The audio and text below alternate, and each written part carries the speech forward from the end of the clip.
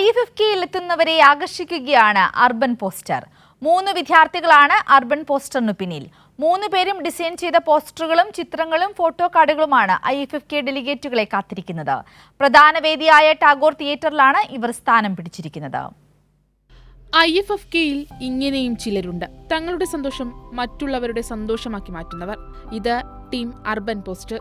3 പേരടങ്ങുന്ന സംഘം. Thiruvananthapuram fine arts കോളേജിലെ വിദ്യാർത്ഥികളാണ് മൂവരും. തങ്ങളുടെ ചിലവ് കണ്ടെത്താൻ തുടങ്ങിയ ആശയം അത് അർബൻ പോസ്റ്റർ എന്ന സംരംഭത്തിലേക്ക് വളർന്നു. സ്കെച്ച് ചെയ്യാറുണ്ടായിരുന്നു. ട്രിവാൻഡ്രം ബേസ് ചെയ്ത് കുറേ അർബൻ സ്കെച്ചസ് ഞങ്ങൾ വരച്ചിട്ടുണ്ട്. അപ്പം അത് ഞങ്ങൾ കഴിഞ്ഞ യൂണിവേഴ്സിറ്റി കലോത്സവത്തിന് ഞങ്ങൾ സെയിൽ തുടങ്ങി. അപ്പം അതിൽ നിന്നാണ് പിന്നെ എന്താ പറയുക ഇത്രയും ഡെവലപ്പായി വന്നത്.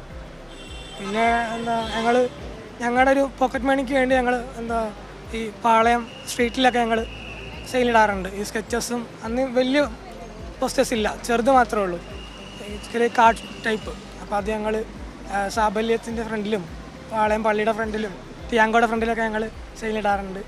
പിന്നെ നമ്മൾ സ്വന്തമായിട്ട് ചെയ്തു തുടങ്ങി. നല്ല പ്രതികരണം, എല്ലാവരും മേടിക്കുന്നുണ്ട്. കൂടുതലും മൂവീസാണ്. ഞങ്ങളുടെ ചിലവെല്ലാം അതിനകത്തുനിന്നാണ് പറയുന്നത്. അപ്പം പഠിക്കാൻ കയറുന്ന ചിലവും ഞങ്ങളുടെ ആവശ്യമുള്ള ചിലവ് എല്ലാം ഇതിനകത്തുനിന്നാണ് കിട്ടുന്നത്.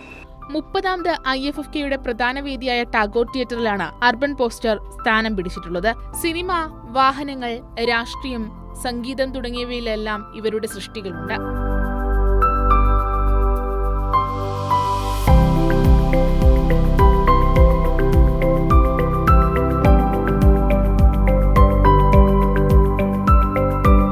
കണ്ടിറങ്ങി വരുന്നവരെ ആകർഷിക്കുകയാണ് കഴിഞ്ഞകാല സിനിമാ പോസ്റ്ററുകളും ഫോട്ടോ പ്രിന്റുകളും. അവയും കഥകൾ പറയുകയാണ് അർബൻ പോസ്റ്ററിലൂടെ. ക്യാമറാമാൻ പ്രമോദ് പന്നിയോടിനൊപ്പം സുലേഖ ശശികുമാർ, കൈരളി ന്യൂസ്.